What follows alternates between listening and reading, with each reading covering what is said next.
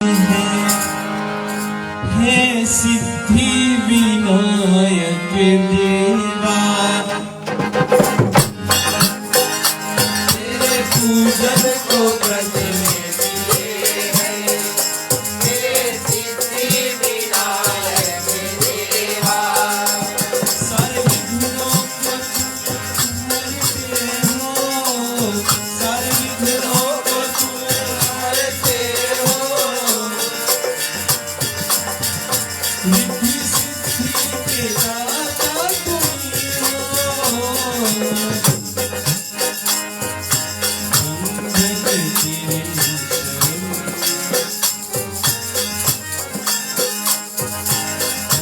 मंगल तेरे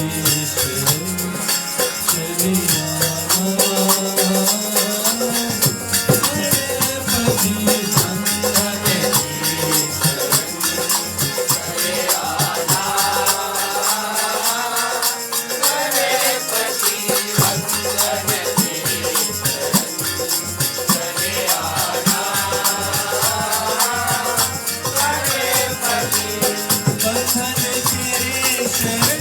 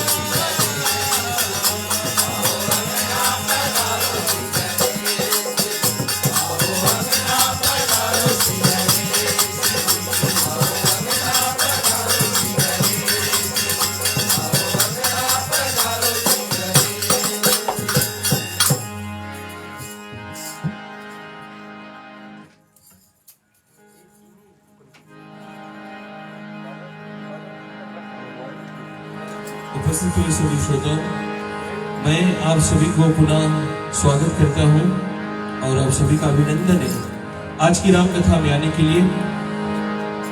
जो पग चाहे जैसे भी सिचुएशन है, जो पग चल के राम के द्वार पर आते हैं, राम जी सदा उनके विषय में कृपालु हो जाते हैं। ऐसे विपरीत मौसम में आप सभी ने अपना समय निकाल कर आया है राम जी की कथा सुनने के लिए। मैं प्रभु श्री राम जी से यही विनती करता हूँ कि आपकी हर एक मनोकामना पूर्ण हो। चले राम की जो कथा है इसको हम सुमिरन से शुरू करेंगे और श्री गणेश के मंत्रों द्वारा हर एक पूजन का आह्वान होता है, तो अपने हाथ जोड़ लीजिएगा।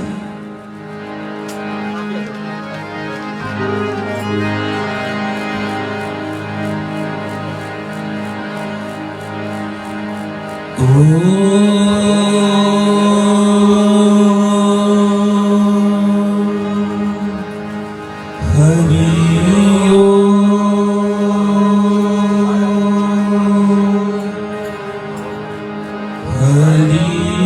ओम।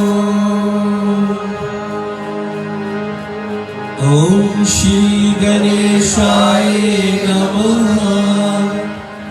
ओम श्री गणेशाय नमः। ओम श्री गणेशाय नमः।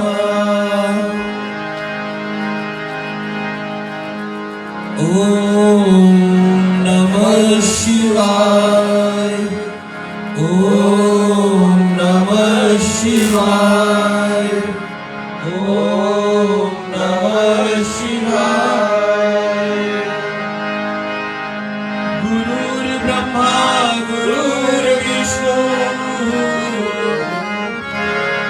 गुरुर्देवो महेश्वरा गुरुर्साक्षात् परब्रह्म तस्मै श्री गुरवे नमः। ओम शन्नो मित्राः शर्वणः शन्नो कार्यमा शन्नो इंद्रो बृहस्पति शन्नो विष्णुः। नमो ब्रह्मणे नमस्कृताय तमयो प्रतीक्षं ब्रह्मासि तमयो प्रतीक्षं ब्रह्मा वदिष्यामि गीतं वदिष्यामि सत्यं वदिष्यामि तन्मामवन्तु तद्वक्तारं भवन्तु औतु माम् औतु वक्तारम्। ॐ शान्ति शान्ति शान्ति।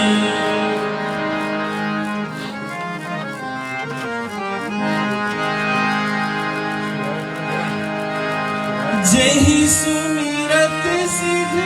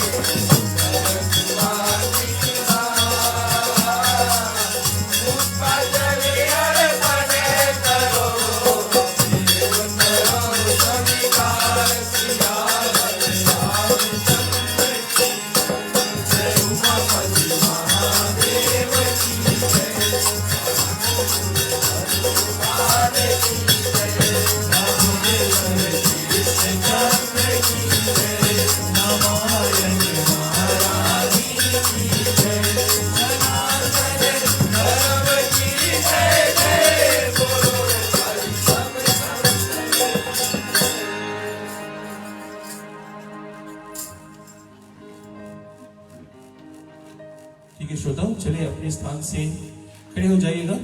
अब रामायण महारानी की आरती है, उसको करेंगे।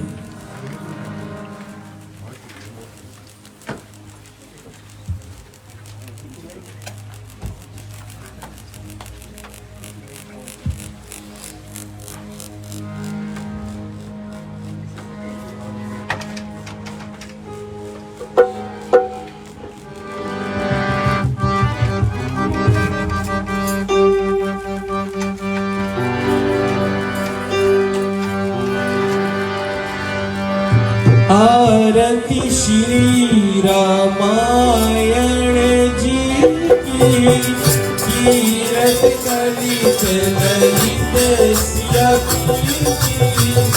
आरती श्री रामायण जी की, कीरत कलित ललित सिया की।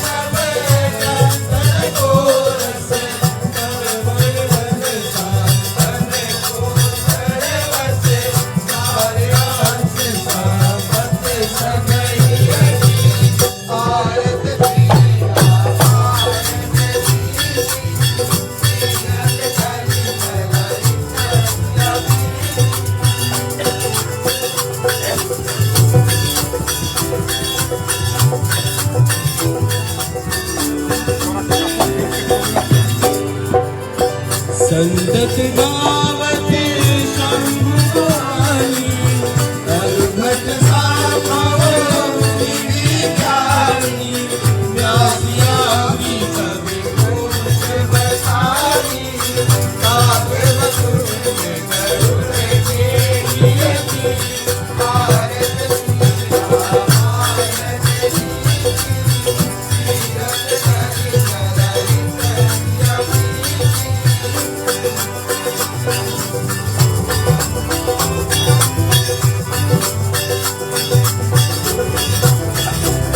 कलिमल हरण विषय रस कीर्ति सुभगति वार तुम वशीति हर निरोध भव दूर अभीति मात मात सब प्रीति सुलक्षिति आरत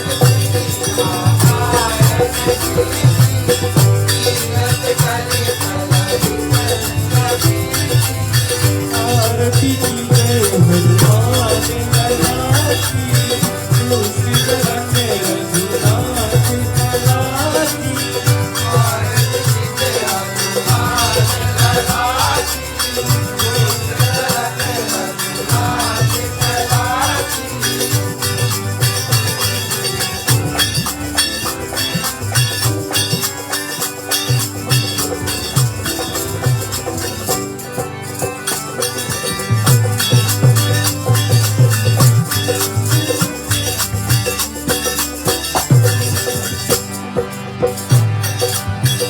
जाके बल से गिरवर खाके रोग दोष जाके निकट न आके अंजलि पुत्र महाबल गाई संतन के प्रभु सदा सहाई आरती की जय हनुमान लला की दुष्ट रहते रघुनाथ कला की आरती की जय हनुमान लला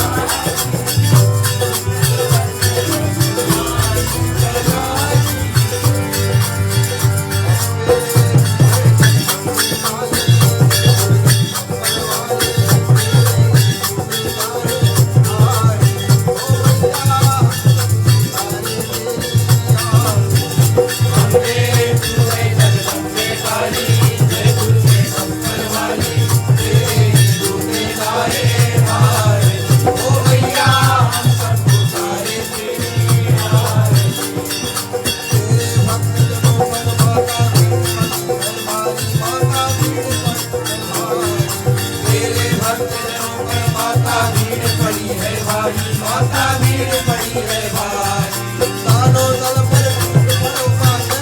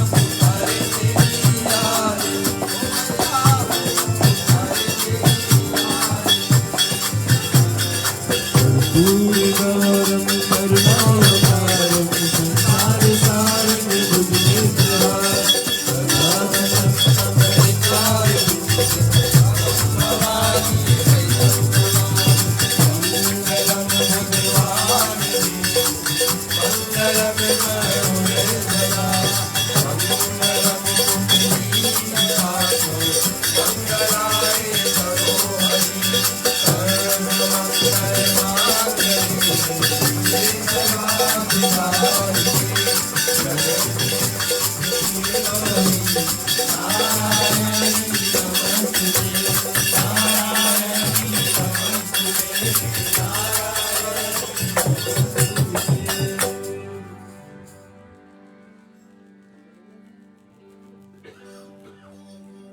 ठीक है श्रोताओ, आप अपने स्थान पर बैठिएगा। आरती आएगी, आप आरती का दर्शन कीजिएगा।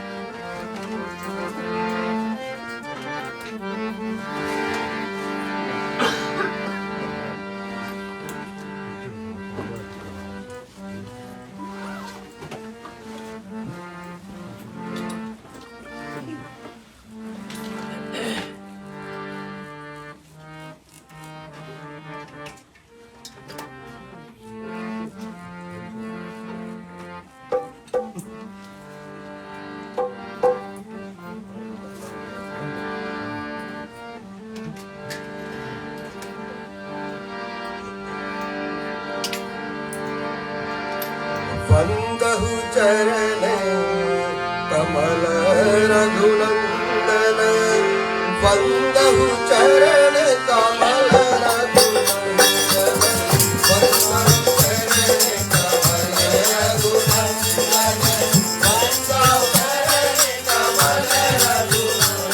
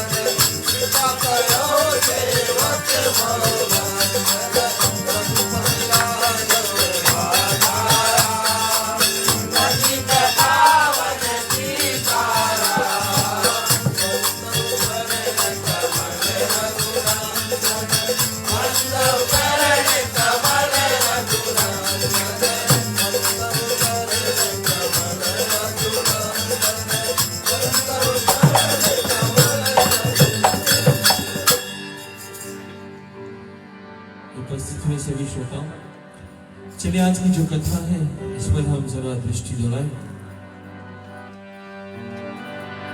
और कल आप सभी ने सिया स्वयंवर राम सिया की धनुष भंग का जो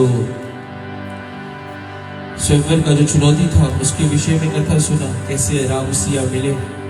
और उस अनुपम कथा को सुनने के लिए तीनों लोकों से सारे देवी देवता प्रकट हुए थे।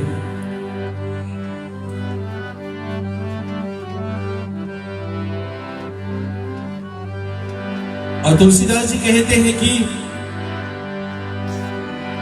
तुलसी भरोसे राम के निर्भय हो सोए। तुलसीदास जी कहते हैं कि अगर राम के भरोसे अपना जीवन कर दो तो निर्भय होकर सोइएगा। तुलसी भरोसे राम के निर्भय होके सोए। अनहोनी होनी नहीं, अनहोनी होनी नहीं, होनी हो सो होए। अगर अनहोनी नहीं होनी है तो नहीं होगी, और अगर होनी है तो राम जी पर तो विश्वास है ना। राम जी पर विश्वास है तो अनहोनी अगर होनी है तो होगी, और अगर अनहोनी हुई तो राम जी सहायता करेंगे। राम जी की जो यात्रा है श्रोताओं माता सीता के सहित, यह ये दर्शाता है हमको कि जीवन में परिवार का मूल्य, रिश्तों का मूल्य क्या होता है। मैंने पहले दिन रामायण की राम नवमी के उपलक्ष्य में पहले दिन में मैंने बतलाया था कि गोस्वामी तुलसीदास जी ने इस रामायण में हर एक रिश्तों की बखान की है। कोई नहीं कि ये त्रेता युग की घटना है, पर अगर इसको आप अच्छी तरह से समझें तो अपने जीवन में आज भी धारण कर सकते हैं। और जब रिश्तों की बात आती है तो हम लोगों ने भक्ति की बात की, कथा की, हम लोगों ने भाई और भाई की प्रेम और भक्ति की कहानी सुनी। और कल जब राम जी सिया जी की स्वयंवर हुई थी तो उसमें राम जी ने धनुआ तोड़ा। और आज चलो हम उसी कथा को और आगे लेकर चलते हैं, जहां पर हम मां सिया की जो भूमिका है रामायण में उसको देखेंगे। अथवा अभी के समय में हमारी बेटी, हमारी पत्नी, हमारी माताओं का क्या भूमिका है हमारे जीवन में, इसको जरा देखते हैं। मां सीता हालांकि एक शांत मां का रूप लेकर त्रेता युग में राम जी के साथ देती है। वैसे तो रौद्र रूप में माता की शक्ति का कोई तुलना नहीं कर सकता। और जब मैं कहता हूं कि माता की शक्ति का कोई तुलना नहीं कर सकता,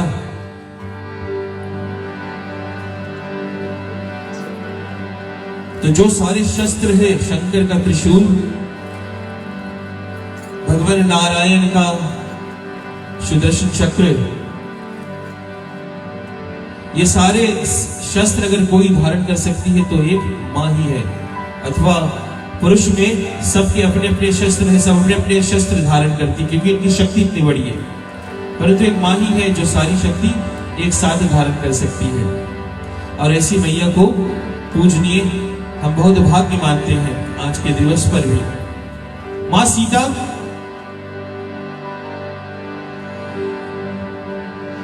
का वध, क्षमा कीजिएगा, सीता जब लंका से आती है, राम जी, राम लक्ष्मण, सारे वानर सेना, हनुमान जी, सुग्रीव सहित, विभीषण सहित पुष्पक विमान में मां सीता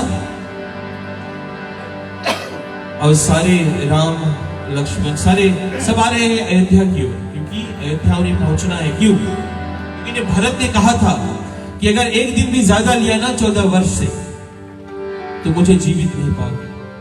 तो सारे पुष्पक विमान में आ रहे हैं।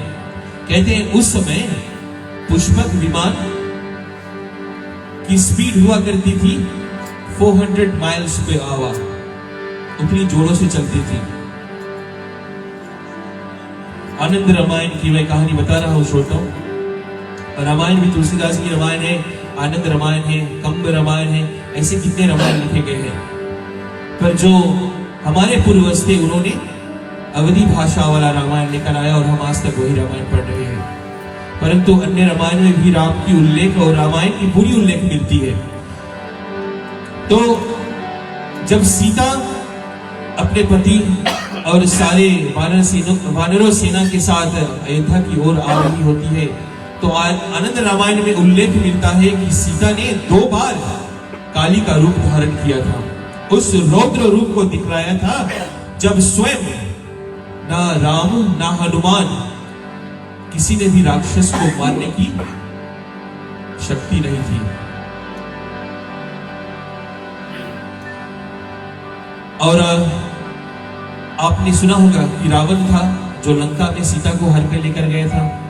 एक था अहिरावण जो राम और लक्ष्मण को पाताल लोक में लेकर चला गया था। इसी कथा हम कल करेंगे। और एक था महारावण और एक था सहस्त्रमुख रावण। तो महारावण और सहस्त्रमुख रावण की कथा हम आज करेंगे।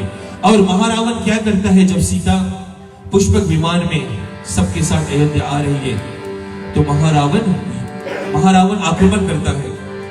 अब पहले लखन जी ट्राई करते हैं पर उनको मूर्छित कर देता है। फिर हनुमान जी जाते हैं।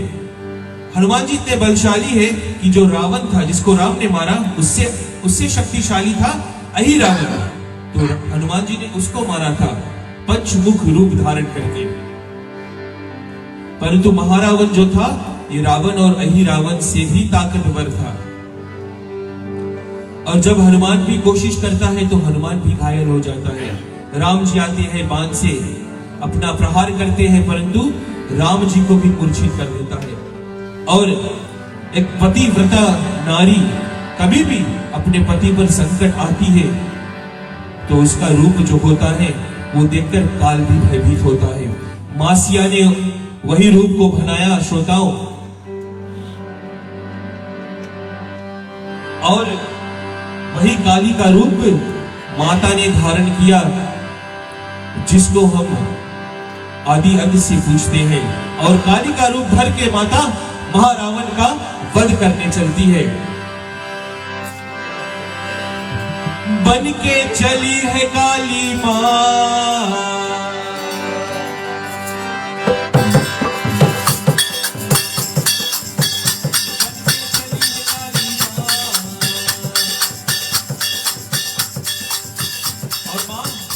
रूप धारण करती है। ऐसा रौद्र रूप है श्रोताओं कि जिसके हाथों में सारे शस्त्र है। उस रूप को देखकर, उस घने लंबे बाल को देखकर आंख में लाली है, जिसको देखकर महारावण जो है वो अति भयभीत हो जाता है। बन के चली है काली मां,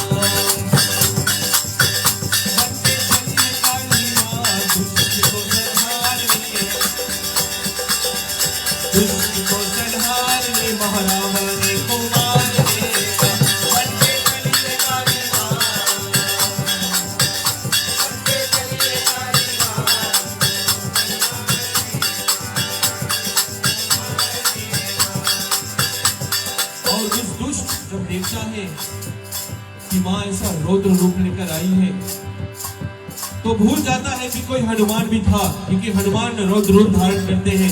राम जी तो करुणा से भरे हैं, बहुत समझाते हैं, फिर लास्ट में एक बाण मारते हैं, परंतु मां के हाथ में तलवार, क्योंकि राम जी मूर्छित पड़े हैं।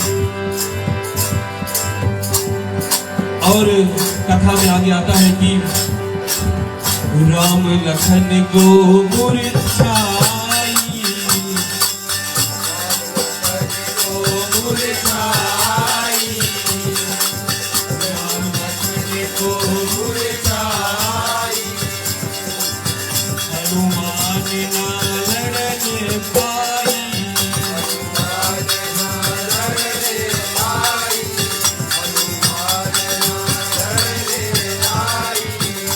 जरा सोचो थोड़ी देर के लिए, अपनी आंखों के सामने ये दृश्य बनाओ कि आपका प्रिय कोई है, ठीक है ना, आपका प्रिय कोई है और आपके सामने घायल पड़ा है, कोई उस पर वार कर रहा है, तो आपको कितना क्रोध आएगा।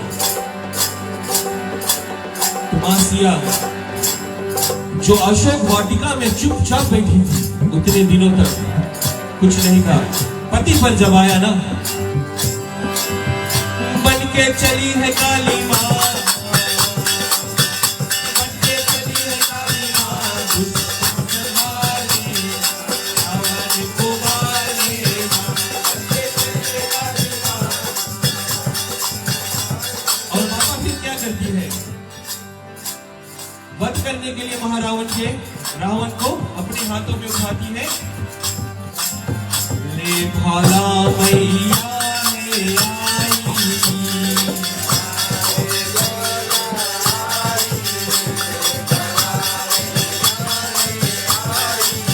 अपने हाथों में भाला लिया भैया, महारावण को मार गिराई, रावण को मार गिराई, रावण को मार गिराई, बन के चली है काली मां,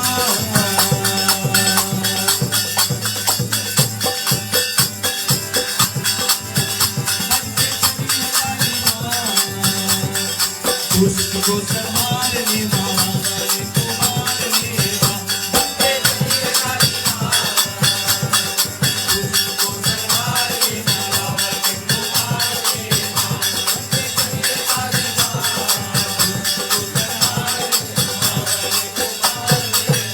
एक बार फिर जोर से आमिर रामचंद्र की।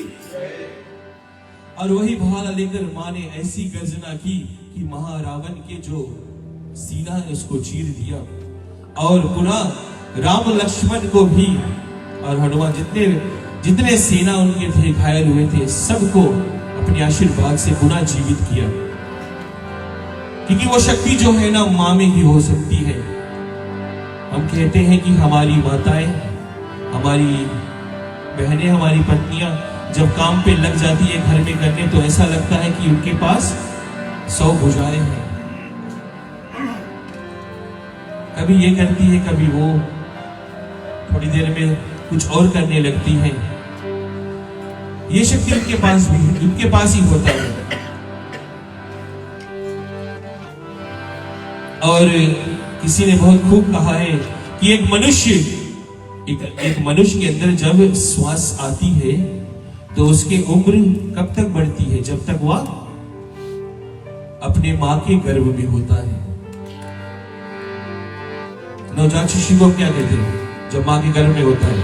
1 month old, 3 months old, 9 months old। तब ये उम्र बढ़ता है हम सबका जब मां के गर्भ में होते हैं, और वापस संसार में आने से फिर तो हमारा उम्र घटता है।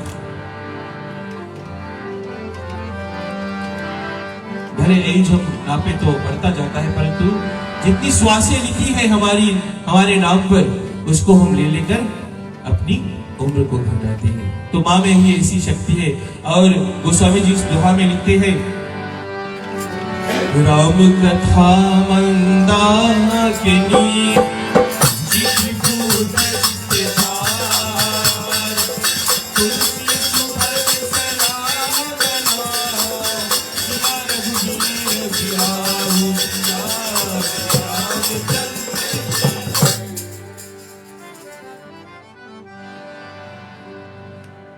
और पुनः सारे जो सभा थी पुष्पक विमान पे अयोध्या आती है, और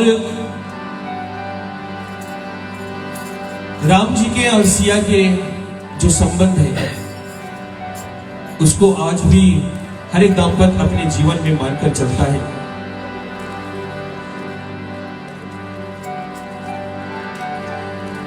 और राम सिया की जो जोड़ी है एक बार फिर बिछड़ती है श्रोताओं। जब सहस्त्रमुख रावण ने अयोध्या में अपवाद फैलाया, और क्या अपवाद फैलाया कि सीता अशुद्ध है, क्योंकि राम जी एक राजा थे, उन्होंने एक राजा की तरह निर्णय लिया। परंतु सीता मैया ने उनसे कहा कि राम जी प्रभु, मैं एक पत्नी के रूप में आपसे ये कहती हूं कि मैं आपके जो कोई भी आपका निर्णय होगा मैं उससे सहमत रहूंगी। दोनों ने कोशिश किया कि हम चलो राम राज्य की स्थापना करते हैं, और मां सिया जाकर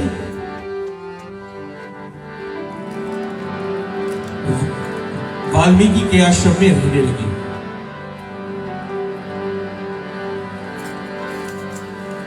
और वहीं पे सानिध्य पाकर मां उनकी सेवा करती, और उसी के दौरान उनके दो सुपुत्र हुए जिसके नाम है लव और कुश।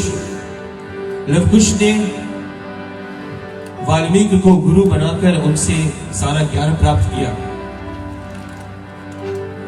और इधर सहस्त्रमुख रावण जो था, उनकी कोशिश यही थी कि हमारा जो राक्षस वंश है वो नाश हो गया है। जो वंश नाश हो गया ना, उसका मैं मुझे बदला लेना है तो लेना ही है। और शूर्पणखा, युद्ध के बाद शूर्पणखा बची थी, वो भी सहस्त्रमुख रावण के साथ जुड़ जाती है और बदला लेने में लग जाती है। अभी भी शूर्पणखा को यह समझ में नहीं आया है कि मेरा नाक कान कटने के बाद एक भाई तो चला गया, उसका वंश चला गया, अब रुक जाओ। तो क्रोध और जो बदला का भावना होता ना, रिवेंज, इस बदले की आग में श्रोताओं एक मनुष्य खुद पहले जलता है, तब वो अपने आसपास के लोगों को जलाता है, हर रिश्तों को बर्बाद करता है। तो कभी आपसे कोई ऐसे आपके साथ ऐसा घटना हो, जरा सोचिएगा, सर्वप्रथम बदले के भाव से कभी कुछ करने की कोशिश मत कीजिएगा।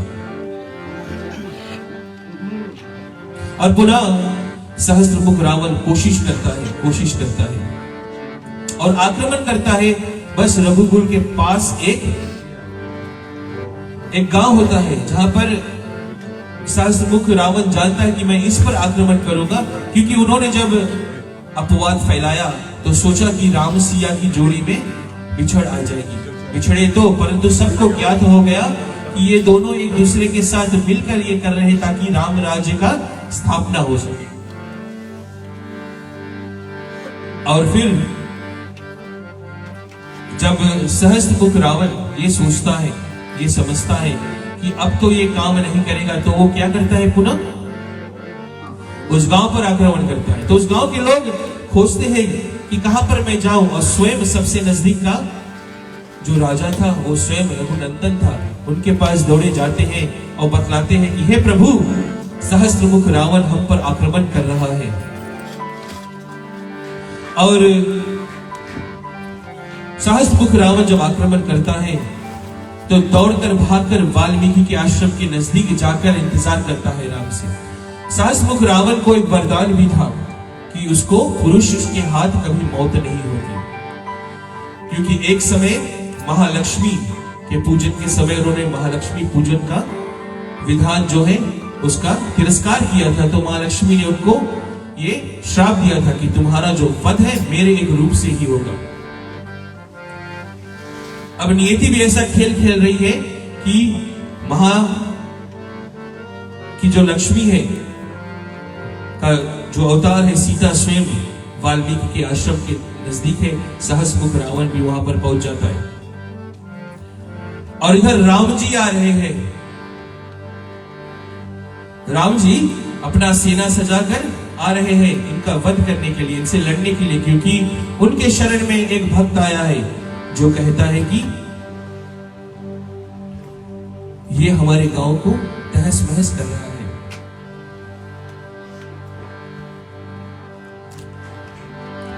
और जैसे राम जी आते हैं उनके समक्ष,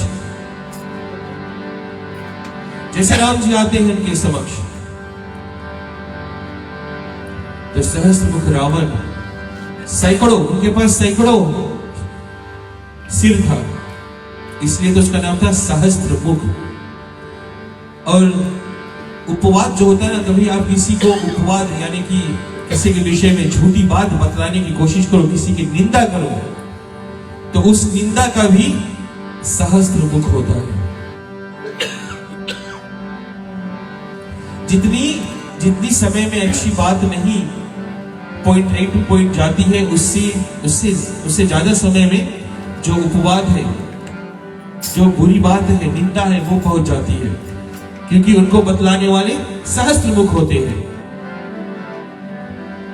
पर राम भक्त तो ऐसे होते नहीं हैं। राम भक्त हमेशा उस अपवाद को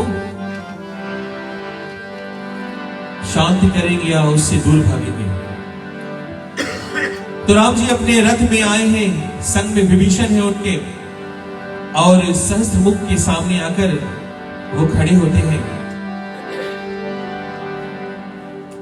और सहस्त्र मुख उनसे कहता है कि हे रघुनंदन, जिसको तुमने मारा था रावण, वो मेरा भाई था, मैं उसके समान नहीं हूं, मैं उनसे अधिक बलशाली हूं, और आज मैं जिस चीज के लिए मैं इतनी दिनों से तड़प रहा हूं, आज मैं उसको अंत करके रहूंगा। तुम हमारे कुल के घातक हो, हमारे कुल का विनाश तुमने किया है।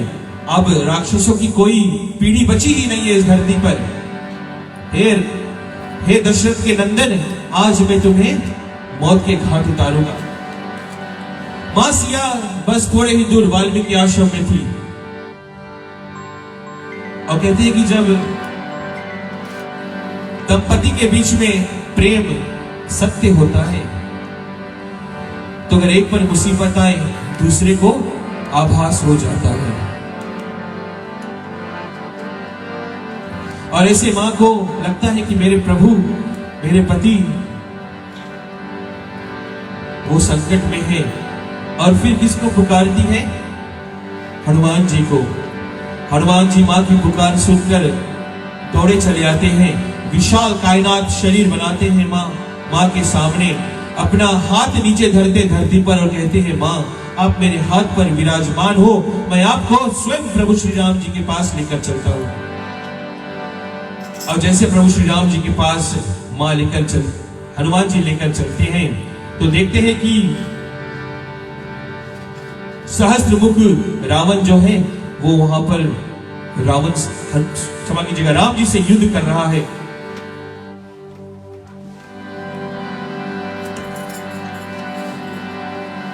माता आती है राम जी के पास और राम जी को प्रणाम करती है। देखो, एक बलशाली, एक ताकतवर इंसान की यही निशानी है।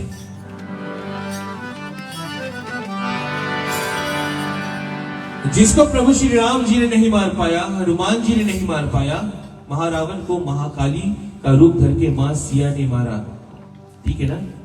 तो ताकतवर बलवान हुई माना, परंतु पति से इतने रोज बाद मिली, फिर भी आकर पति से आज्ञा लेती है कि हे प्रभु, अब मुझे आज्ञा दो, मुझे चंचलाक्षी का रूप धारण करके इसका वध करना है, सहस्त्र मुख रावण का वध करना है, क्योंकि यही है जिन्होंने मेरे कारण और मेरे लिए सारी अयोध्या में अपयश फैलाया था।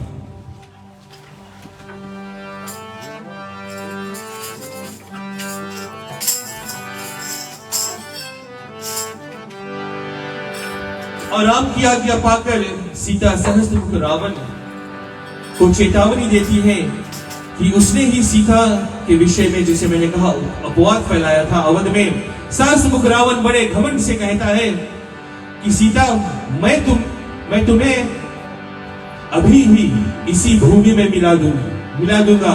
और सीता कहती है कि हमारा नाम भूमिजा भी है, मैं तो यही धरती से आई हूं, मुझे इस मिट्टी में मिलाकर तुम क्या करोगे? परंतु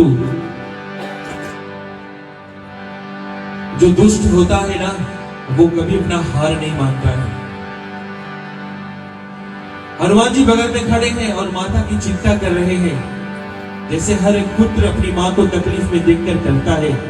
हनुमान जी राम जी से कह रहे हैं कि हे भगवान, मैया मुसीबत में है, जरा आप तो कुछ सहायता करो। परंतु प्रभु श्री राम जी कहते हैं कि अगर मन से भय कोई भी मनुष्य निकाल देता है तो जो कोई भी कार्य उन्हें करना होता है वो बहुत शीघ्रता पूर्वक और उनको बहुत ही विनय पूर्वक करता है, अथवा करने में उनको कोई रुकावट नहीं आएगी अगर मन से भय निकाल दिया जाए। और पुनः मां सीता फिर से एक बार चंचलाक्षी माता से विनती करती है और काली मां रूप को धार करती है। कहते हैं कि मां काली के पांव में जो घुंघरू है और पायल है उनके बजने से हर एक के भाग जग जाते हैं। पांव में बांध के पायल भाग वो जगाने वाली काली मां महाकाली।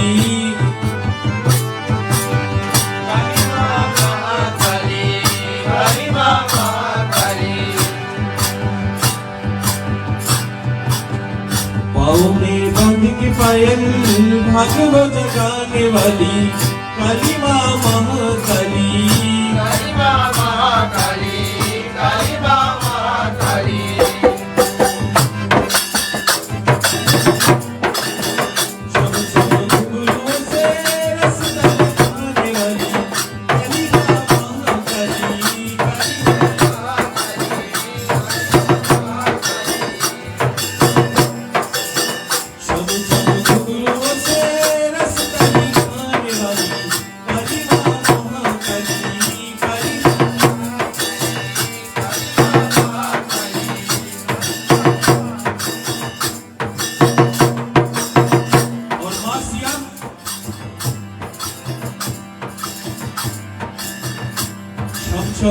पायल बाज रहे हैं, आंखें लाल लाल है श्रोताओं, इतने घने बाल है कि जिससे पूरा सूरज भी है वो लगता है कि डूब गया है।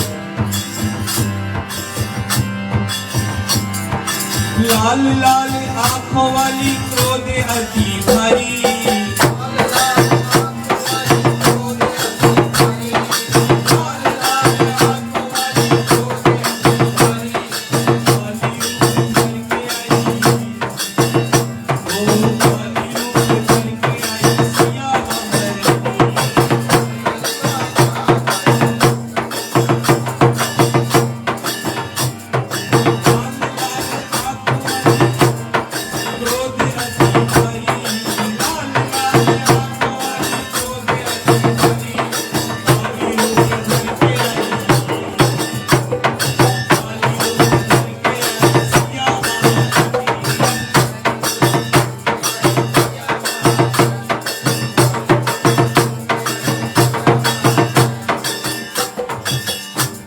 गोस्वामी जी लिखते हैं कि उस रूप को देखकर सहस्त्र मुख रावण का जो हाल है वो बेहाल हो जाता है। जो सोच रहा था कि मैं राम को यूं ही मार दूंगा, जो सोच रहा था कि मैं राम राज्य को समाप्त कर दूंगा, वो नहीं जानता था क्योंकि उसके पीछे एक बहुत शांत परंतु पतिव्रता नारी है जो अपने पति पर एक भी आंच नहीं आने देगी। और माँ के लाल लाल आंखें अति क्रोध में मैया है, और जब माँ ऐसी क्रोध में होती है तो विनाश ही लेकर आती है। और माँ ने अपना प्रचंड रूप को दिखाया श्रोताओं, जिसको वर्णन करते हुए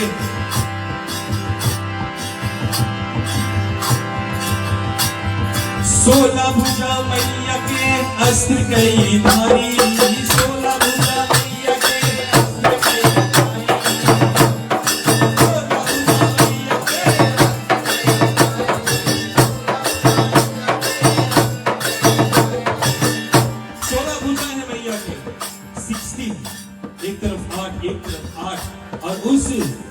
उन हाथों में अनगिनत शस्त्र हैं। वो सब शस्त्र धारण किए हैं मैया जो स्वयं ब्रह्मा विष्णु महेश अलग अलग रखते थे। मैंने पहले कहा कि उनकी शक्ति इतनी भारी है, परंतु माँ के पास इतनी ज्यादा शक्ति है कि वो सारा शस्त्र एक साथ रख सकती है। ओ सोलह भुजा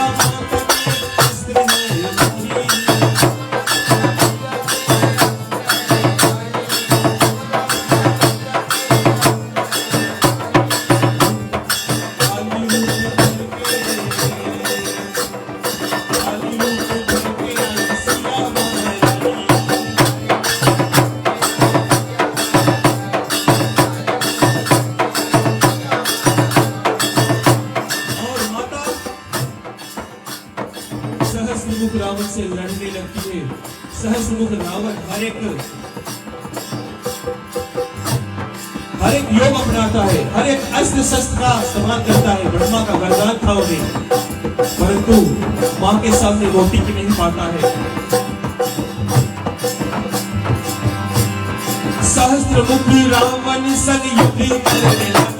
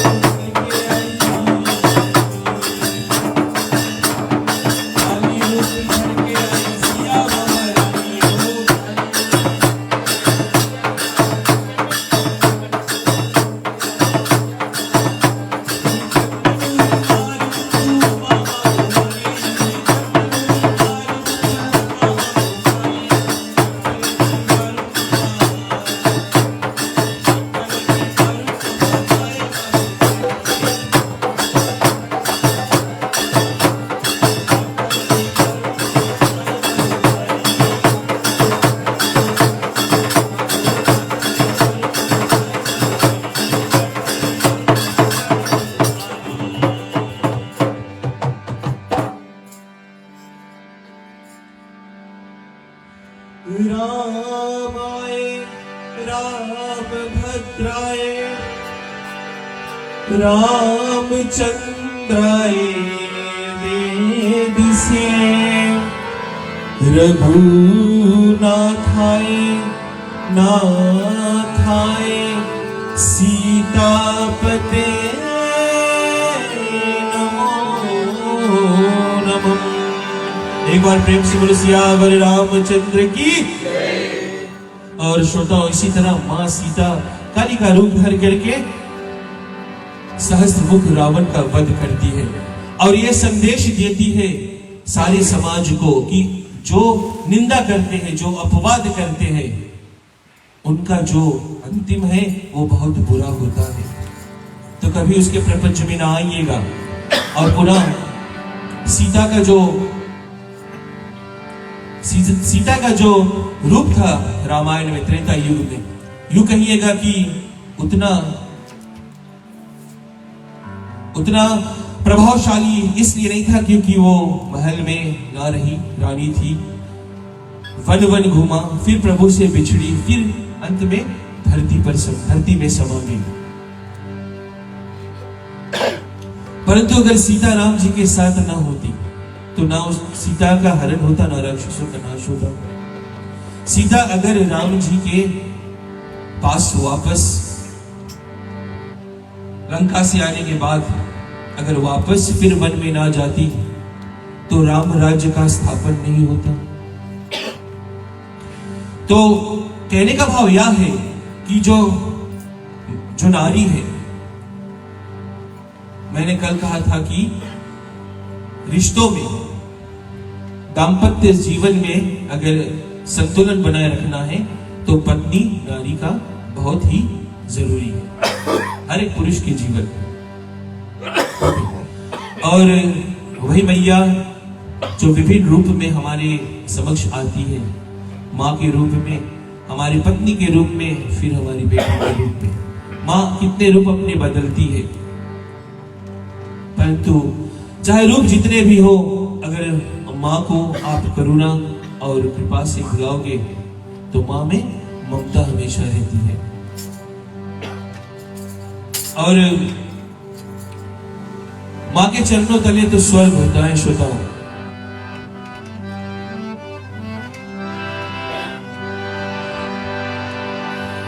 कहते हैं कि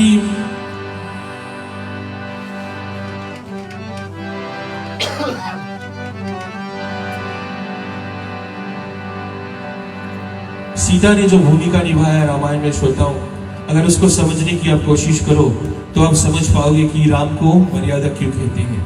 राम जी का नाम अगर आज भी हम जपते हैं, सीता मैया का बहुत बड़ा हाथ है, वही जीवन में अपना धारण कीजिएगा। चाहे आपके शादी हुई हो या नहीं, आप अपने माँ को देखकर, अपनी पत्नी को देखकर, अपनी बहन को देखकर सीखिएगा कि जीवन में हमें क्या करना है। और ये नारियों पे भी उचित होगा कहना कि जब आपके पास प्रूफ करने के लिए इतनी सारी चीजें हैं तो आपको एक रेस्पॉन्सिबिलिटी के तरह से उसको लेकर भी चलना चाहिए।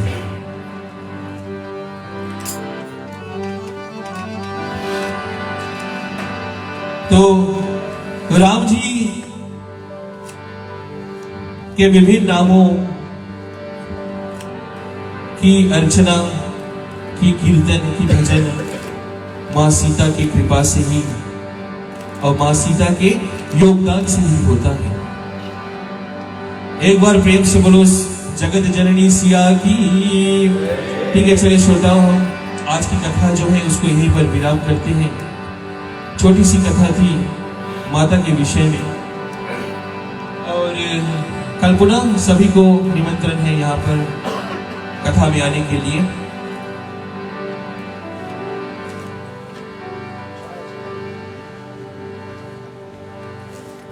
चलिए हाथ को जोड़ ले अपने और भगवान से विनती करें कि हम मन क्रम वचन से किसी भी तरह से अगर भूल चूक हुई हो तो हे भगवान आप हमें क्षमा कीजिएगा और कृतार्थ करते हुए हमें भक्ति का दान दीजिएगा। त्वमेव माता च पिता त्वमेव, त्वमेव बन्धु च सखा त्वमेव विद्या द्रविणं त्वमेव, त्वमेव सर्वं मम देव देवा, त्वमेव सर्वं मम देव देवा, त्वमेव सर्वं मम देव देवा। जिस घर में हो आरती शरण कमल चितलाए, कहानी मासाए छोटे आनंद जगाए। जहाँ भक्त कीर्तन करे बहे प्रेम दरिया, कहाँ हरि श्रवण करे सत्यलोक से आए। सब कुछ दीना आपने, भेंट करूं क्या नाम, नमस्कार का भेंट करूं, जोड़ूं मैं दोनों। ठीक है, 3 बार शांति का उच्चारण करें। ओम शांति शांति शांति। एक बार प्रेम तुलसी अवर रामचंद्र की, उमापति महादेव की, राधेवर कृष्ण चंद्र की, रामायण महारानी की, सब संतों की, सब ग्रंथों की, सनातन विश्व धर्म की। ठीक है, प्रसाद उठा ले।